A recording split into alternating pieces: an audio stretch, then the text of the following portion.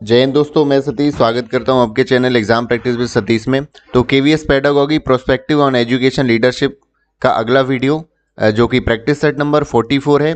आज हम क्वेश्चन की प्रैक्टिस करेंगे लगभग 20 और उम्मीद है आपको ये वीडियो काफ़ी पसंद आएगा और काफ़ी कुछ आपको नया सीखने को मिलेगा। तो चलिए बढ़ते हैं आज की वीडियो में। आज की वीडियो का पहला क्वेश्चन है, एक अच्छा विद्यालय निम्नलिखित में से किससे बनता है। कोई एक अच्छा स्कूल है, आपका सामाजिक जिम्मेदारी से है, लैंगिक समानता से, लैंगिक पक्षपात से या फिर लैंगिक संवेदनशीलता से असंभव है।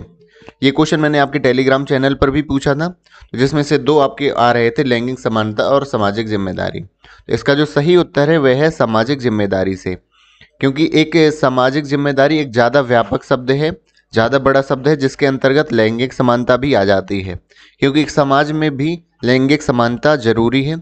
इसलिए सामाजिक जिम्मेदारी से एक अच्छा विद्यालय बनता है। इस प्रश्न का सही उत्तर हो जाएगा।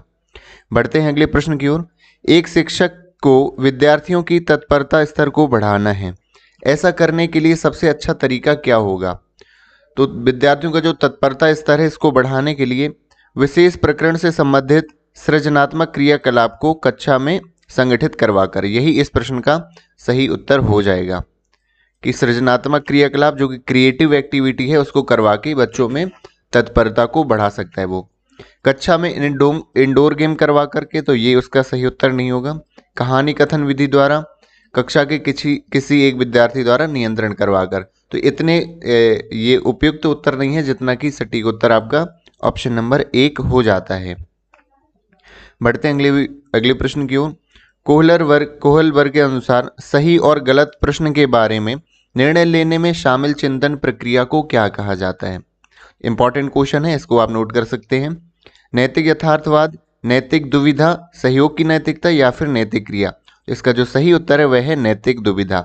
आपको पता है, जब हम भी कहीं सही गलत का उत्तर नहीं दे पाते हैं, हम फंस जाते हैं, हमें पता नहीं चल पाता है कि क्या सही है क्या गलत, उसे हम मोरल डायलेमा या नैतिक दुविधा हम कहते हैं। तो ऑप्शन नंबर बी इस क्वेश्चन का सही आंसर हो जाता है। बढ़ते अगले प्रश्न की ओर। स्वयं की भावनाओं तथा संवेगों को नियंत्रित करने से संबंधित बुद्धि को क्या कहा जाता है। ये एक भाषाई बुद्धि है, अंतःवैयक्तिक बुद्धि है, स्थानिक बुद्धि है या फिर वैयक बुद्धि है। तो इसको अंतःवैयक्तिक बुद्धि कहा जाता है कि जब आप स्वयं की भावनाओं को और अपने जो संवेग हैं, इमोशंस को कंट्रोल कर लेते हैं, तो इस बुद्धि को अंतःवैयक्तिक बुद्धि कहा जाता है। इसे आप याद कर लीजिएगा, काफ़ी इंपॉर्टेंट हो जाता है। बढ़ते हैं अगले प्रश्न की ओर। वे सभी क्रियाकलाप जो शिक्षक व शिक्षार्थी द्वारा, टीचर और स्टूडेंट के द्वारा स्वयं को आकलित करने के लिए, असेसमेंट करने के लिए किए जाते हैं, जो एक प्रतिपुष्टि फीडबैक के रूप में शिक्षण व अधिगम क्रियाकलापों को सुधारने हेतु सूचना प्रदान करते हैं।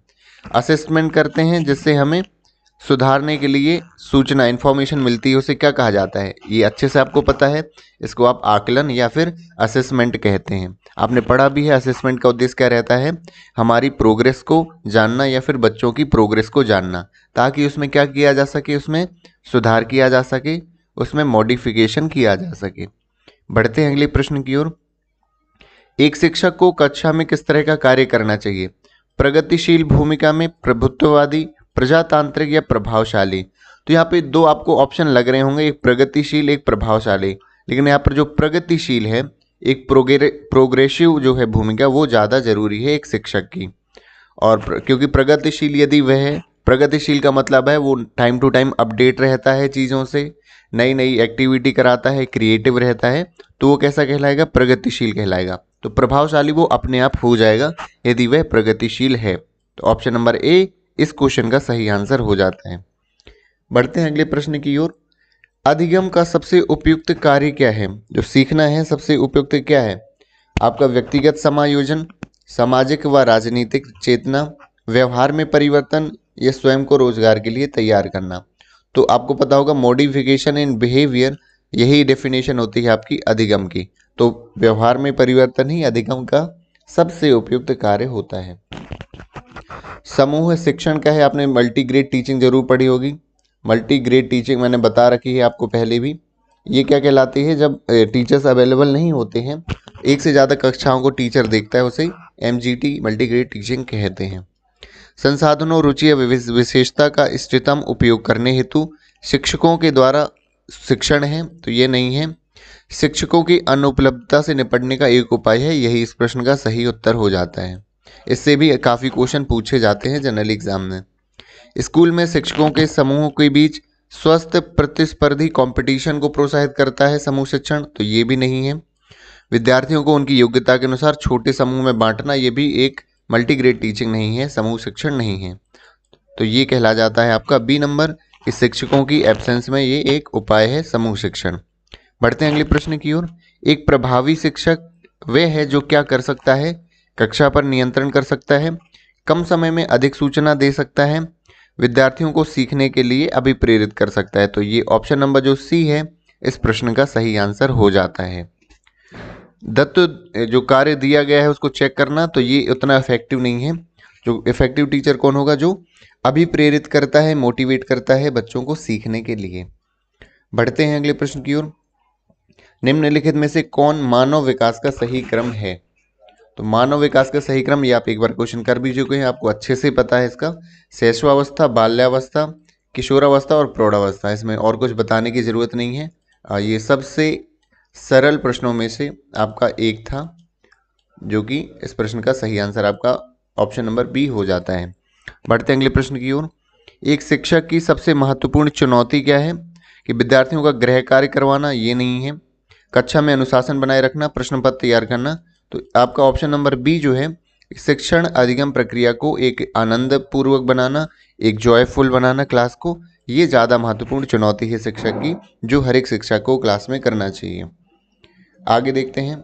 क्योंकि यदि वो जॉयफुल बनाएगा, अनुशासन अपने आप बना रहता है, क्योंकि अनुशासन का मतलब ये होता है कि बच्चा कोई ऐसा काम ना करे जो अनुचित है क्लास के लिए। वो एंजॉय पूर्वक, यदि क्लास में शोर हो रहा है थोड़ा बहुत, तो आप उसको अनुशासन के विरोध नहीं मान सकते हैं, क्योंकि यदि वो शोर उसकी वजह से हो रहा है, लर्निंग की वजह से, बच्चे शिक्षक आपस में बात कर रहे हैं शिक्षा के लिए, पढ़ाई वाली, तो वो आपके शोर में काउंट नहीं होगा, जो कि एक अच्छी चीज़ है। सजीव कक्षा स्थिति में निम्नलिखित में से सबसे अधिक संभावित क्या है? एक लिविंग क्लास है। लाइव क्लास कब हम कहेंगे?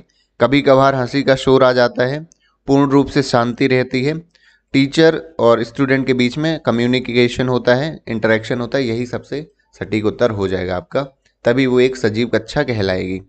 तेज आवाज में वार्तालाप, ये नहीं हो जाएगा इसका उत्तर। आगे देखते हैं प्रश्न। निम्नलिखित में से कौन सा अधिगम का क्षेत्र नहीं है? संज्ञानात्मक, भावात्मक, क्रियात्मक, आध्यात्मिक, तो आध्यात्मिक कोई भी अधिगम का क्षेत्र नहीं माना जाता है, आपको ये पता है। आगे देखते हैं। जिला प्राथमिक शिक्षा कार्यक्रम की शुरुआत आपकी 93-94 में हुई थी, तो 1993 इस प्रश्न का सही उत्तर हो जाएगा। आप इसे याद कर सकते हैं, एक फैक्चुअल क्वेश्चन था। आपके अनुसार शिक्षण क्या है? एक प्रक्रिया है, प्रोसेस है, कला है, कौशल है, तो आपको बताइए कौशल है, कला भी है, तो बी और सी जो है ये दोनों ही इस प्रश्न के आंसर हो जाएंगे, जो ऑप्शन नंबर डी में आपके दे रखा है। तो आपके अनुसार शिक्षण क्या है? कला है, कौशल है, प्रक्रिया तो है ही, वो इसी में शामिल हो जाता है। व्यक्तिगत भिन्नताओं का क्षेत्र क्या है? लिंग भेद, क्योंकि व्यक्तिगत विभिन्नताओं का मतलब होता है हर व्यक्ति जो है दूसरे व्यक्ति से विभिन्न होता है, आपकी मानसिक योग्यता में, लिंग भेद में, शारीरिक संरचना में, तो तीनों ही आपके जो ऑप्शन ये सही हो जाएंगे। इसका मतलब ये सभी जो आपके पहलू हैं वे व्यक्तिगत भिन्नताओं के क्षेत्र हैं, व्यक्तिगत विभिन्नताओं के आपके ये क्षेत्र तीनों ही हैं। समावेशी शिक्षा आ गया प्रश्न, इंक्लूसिव एजुकेशन। नियमित विद्यालयों में सभी प्रकार के बालकों को बिना किसी भेदभाव के उनका वेलकम करना, यही इस प्रश्न का उत्तर हो जाएगा, जो कि समावेशी शिक्षा को दर्शाता है। शिक्षण का एक विशेष तरीका है जिसमें सभी बालक सीख सकें, तो ये ऑप्शन नंबर ए ज़्यादा अच्छा रहता है। तरीका नहीं है पढ़ाने का समावेशी शिक्षा। समावेशी शिक्षा क्या है? शिक्षा में इंक्लूड करना हर बच्चों को कहलाता है। कड़ी दाखिला प्रक्रिया को बढ़ावा देना, ये भी नहीं है। शिक्षण के लिए विशेष विद्यालयों का उपयोग करना, ये भी नहीं है। सामान्य विद्यालय ही रहते हैं समावेशी शिक्षा में। सामाजिक नियमों व कानूनों के विरुद्ध व्यवहार करने वाला बालक क्या कहलाता है? तो पिछड़ा हुआ बालक कहलाएगा यदि नियमों कानूनों के विरुद्ध व्यवहार करता है, जो समाज के हैं। मंदबुद्धि, जड़बुद्धि, बाल अपराधी ही कहलाएगा। जो भी समाज में कानून के विरुद्ध यदि वो काम करता है हमेशा, तो वो एक बाल अपराधी की श्रेणी में आता है, कानूनों के विरुद्ध व्यवहार करने वाला बालक। उम्मीद है आपको वीडियो पसंद आई होगी, आपका कुछ रिवीजन हुआ होगा क्वेश्चंस का और कुछ क्वेश्चन आपको नए मिले होंगे। यदि आपको लगातार हमारी वीडियोस पसंद आ रही हैं तो हमारी वीडियोस को लाइक करिए, क्योंकि उससे एक हमें मोटिवेशन मिलता है हमें नई वीडियोस बनाने का। और मैं लगातार आपकी केवीएस की प्रैक्टिस सेट करवा रहा हूँ। आप देख भी सकते हैं हमारा प्रैक्टिस सेट 44 तक पहुँच गया है और जल्द ही हम इसके सारे प्रैक्टिस सेट कर लेंगे और अच्छा खासा हमारा एक कॉन्सेप्ट डेवलप हो जाएगा केवीएस पेडागॉजी के लिए। तो thank you so much for watching this video. मिलते हैं अगले वीडियो में।